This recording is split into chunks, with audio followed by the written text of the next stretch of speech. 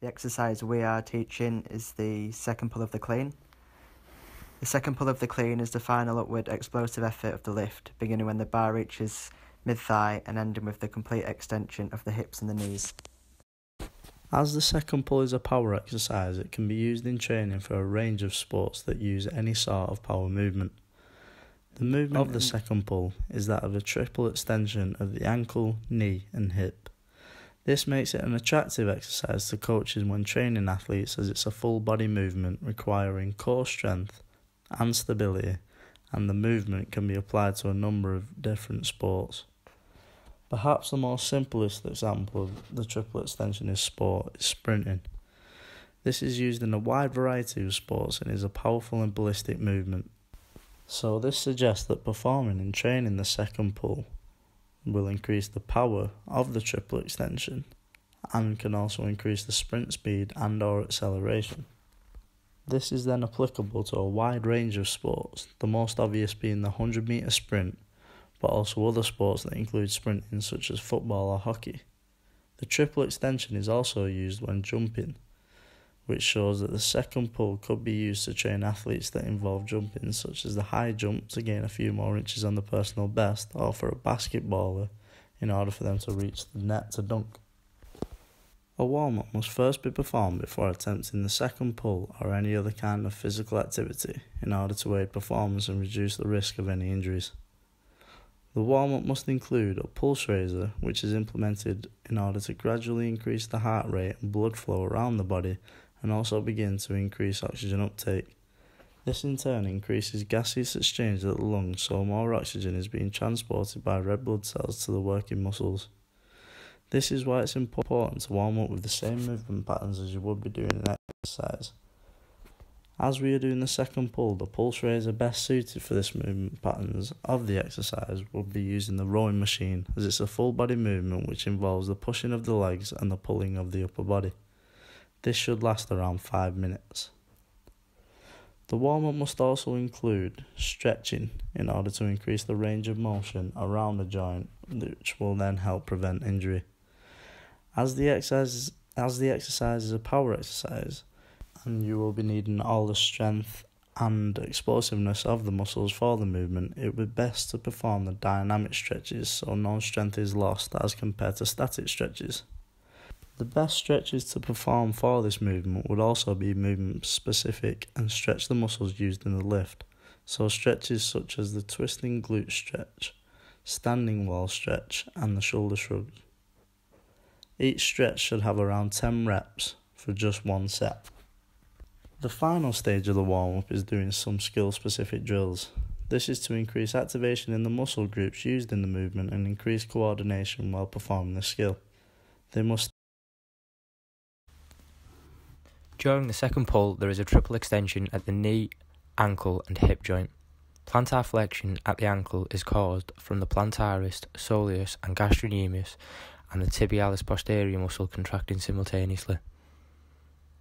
The agonist that causes extension at the knee is the quadricep, which is made up of the rectus femoris, vastus lateralis, medialis and intermedius. Contraction at the gluteus medius, minimus and maximus, along with the iliacus muscle, causes the extension of the hip joint. Aiding these extensions is the hamstring, which is made up of the semitendinosus, semimembranosus and the bicep femoris. These all work eccentrically together. In the final stage of the second pull, the shrug causes a greater contraction of the trapezius and the erector spinae, along with the minor contraction of the deltoid and bicep brachii. Due to the final position of the clean, flexibility at the latissimus dorsi and the tricep is required to enable the elbows to form a front rack position. Research on the clean by Dryberg has shown that with an increased load, the erector spinae, gastrocnemius and vastus lateralis has a greater peak load than most other muscles. This means as load is increased to 80 to 90% of a 1 rep max, there is a greater benefit to these specific muscles.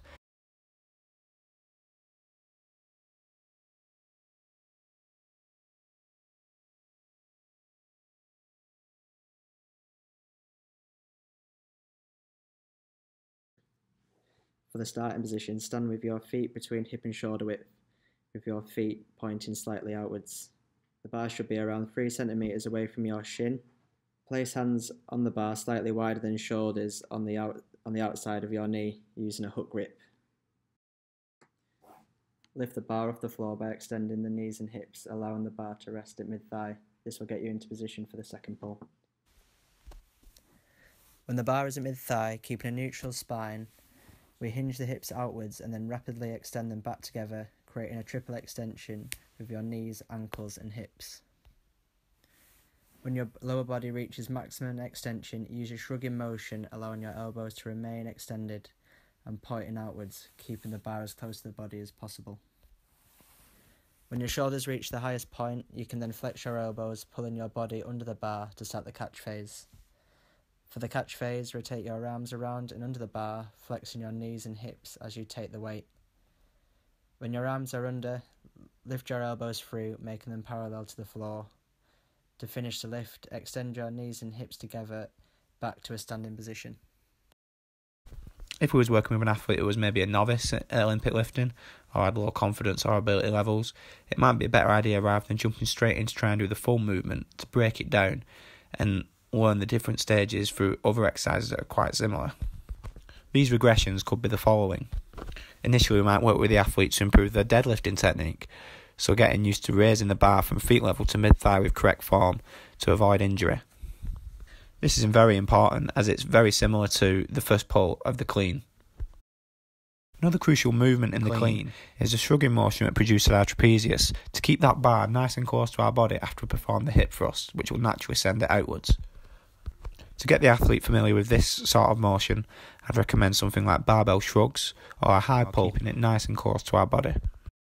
From there, we have to get the athlete used to using the hinge movement from the hips to generate the power to move the weight in an upwards position. For this, I'd recommend kettlebell swings, as it will get the athlete used to using a forward thrust to move that weight in an upwards direction. If after a period of time and training, the athlete is showing real competency levels with the clean, we can then start to use that for strength and power training by introducing more weight slowly and gradually to improve the athlete's strength. This can then be added into their regular training, and we could even evolve it slightly into a squat clean, which is a much more difficult skill. Another possible progression could be evolving into a clean and jerk, which is moving the bar from a front rack position at the shoulders to an overhead position. This can be done with a slight bend at the knees, and then in one upward burst of movement, we extend at the elbows and the knees to force the bar overhead.